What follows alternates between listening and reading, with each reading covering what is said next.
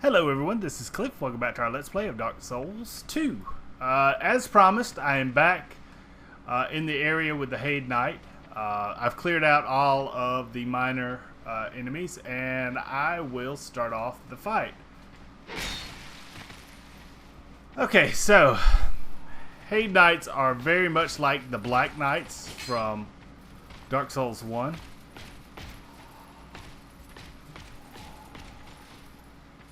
Come on. That's what I want. Again, these guys can be backstabbed, and that's a good thing because, as you can see, they do pretty damn good damage if you screw around with them. And somehow he hit me. How the fuck did he do that? Drinky, drinky.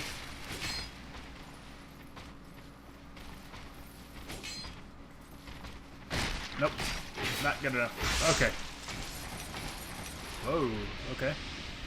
There is the sword we're looking for. So.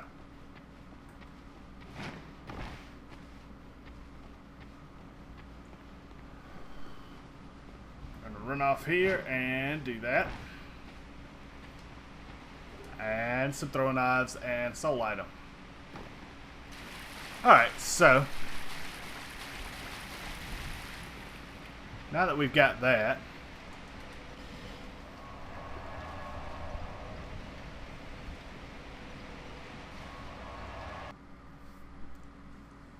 so those guys aren't too bad. That guy with the sword is actually, I think, harder than the second one. The second one has a spear, and so his attacks are very easily dodged. But that's just due to the nature of the weapon. Alright, so we're going to reinforce this as much as we can. Now, I need a +1 strength. I'll be around. Yeah. If I make it back. Okay, so we're going to level up. And I definitely need 1 strength. What do we got? We ain't got much anything. Okay, so a little bit of a difference in stats in this game. The two big ones in Dark Souls 1 were Vigor and Endurance. Because Endurance not only affected stamina, but also equipment load. Now that's been changed in this game. You have a standalone called Vitality that influences the weight of the equipment that you can carry. Attunement does the same thing that it did in Dark Souls 1. Strength and Dex are pretty equal. Adaptability, that one is big for agility, which is the AGL stat, and that determines how quickly you can use things like items, Estus Flask and the sort. But what we're gonna do is beef up.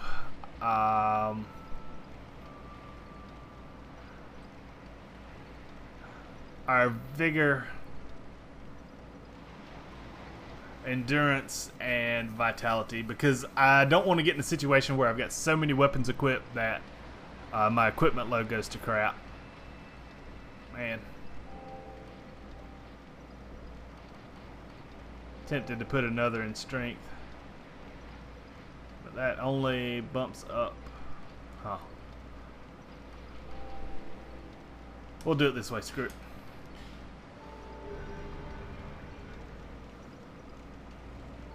Okay, so we're gonna switch out equipment. Now, if you look at our equipment, we've got 2 weapons over 200. That's pretty decent for this spot in the game. I will put the scimitar because it does do a little bit more damage. Now, if you look in the bottom right, that's the equipment you have versus your max equip load.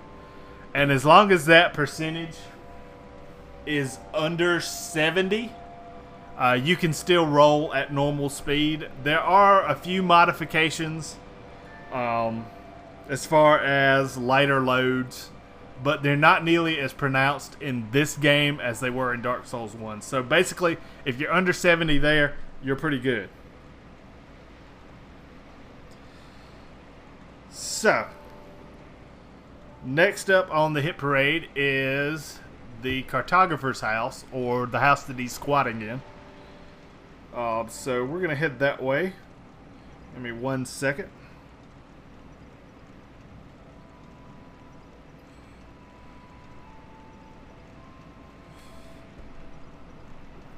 Alright. And the good part about these two weapons, this weapon and this weapon, is that most of the enemies in the first, I would say, half of the game are resistant to, or not resistant to at least one of these weapons. So we're going to go in here. Now we got this big book right here, but beside this we have Ferrous Lockstone. We will use that in a few minutes.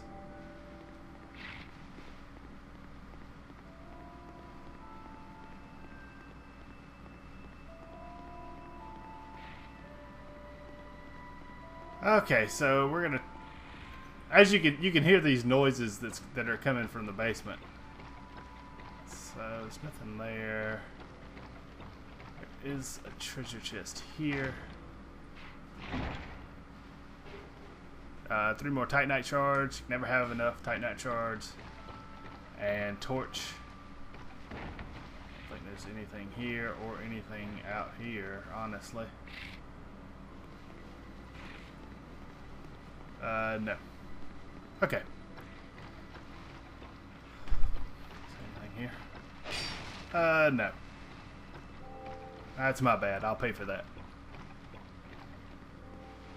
Okay, so what we're going to do is we're going to run into here. Now, you will see a map right here. And these little torches will light up once you accomplish various things in the game. Now, where we're wanting to head is in this basement. You're going to see a skeleton enemy right there. And we'll let him come to us.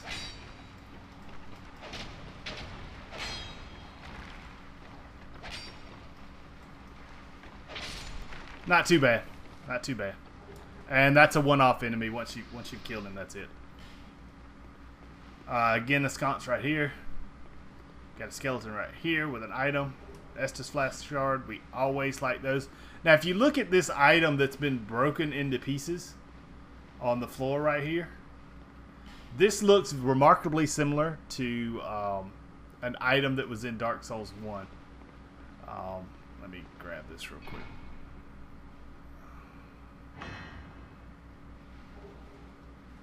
Poison Stone and Bleed Stone. Okay. So this looks like the urn that held the 4 great souls and opened the way to the very last area of the game. So now that we've killed that skeleton, this guy will come back and he'll set up a post right here.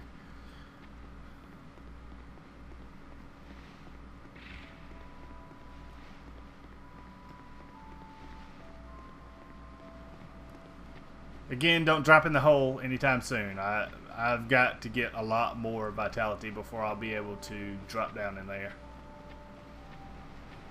And what we're going to do is we're going to talk to her. Is that here to see however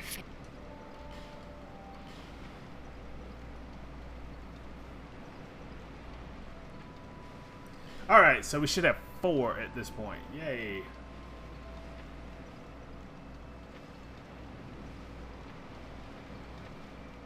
Now, the only thing that we have left in the Forest of the Fallen Giants is to take on the Pursuer. That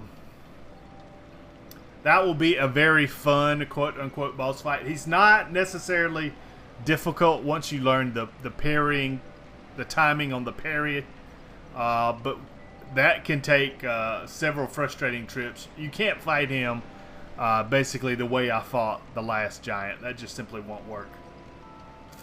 But I think I've gotten everything taken care of, kind of odds and ends stuff for right now. And I'm probably going to put a a cut right here in the video since the last one was fairly long. And next up, I'm either going to do Pursuer or I'll just go into Heide's Tower of Flame. I think I may just do Heide's Tower of Flame because I want the binding ring, because I know at some point I'm going to get killed. So, alright. Next time, probably Heide's Tower of Flame. I hope everybody takes care. This has been Cliff. I will see you later.